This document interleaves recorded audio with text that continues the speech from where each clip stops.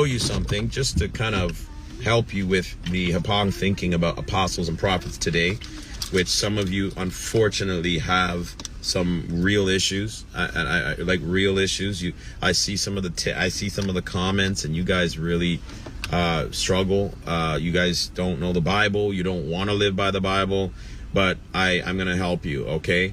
Now I'm going to say this. I'm not a missionary. I'm using the Reformed people that don't want to say apostle, but I'm not a missionary like Peter or Paul. Were Peter and Paul missionaries? Absolutely. But yet I'm a missionary. Okay, so we're using the same term for Peter and Paul for somebody else.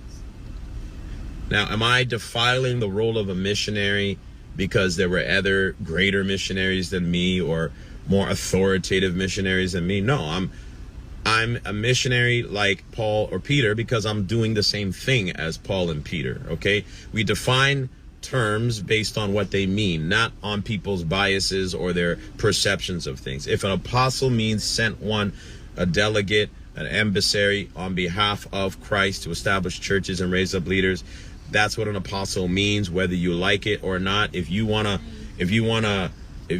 hope that edified you. If there's any questions, please put it in the comment section.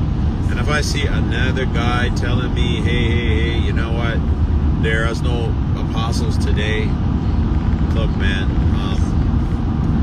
at that point, I'm going to start recommending you to CAMH, Center of Mental Health and Addiction, because I think that your brain is not putting the puzzle together, okay?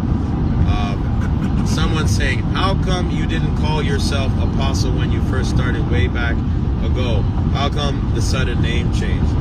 Okay, first of all, is that even an issue? I mean, if you actually knew me, I always knew I was an apostle, but even today, I don't go around saying Apostle David all the time. I say I'm Pastor David, even right now. But I wonder if you'd kiss Apostle David. Hallelujah. Whether God had on my life was to be an apostle. Hallelujah. Whether you like that word or not, I don't care, because my life has testified of what I do. The fruit is right in front of your face. And if you can't see, you're blind. I don't really care what you got to say. So, I don't use it that much because of you.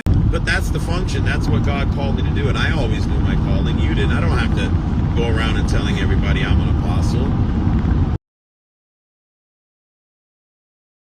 I mean, look, people are calling me apostle. I mean, if you actually, again, I always knew what my calling was.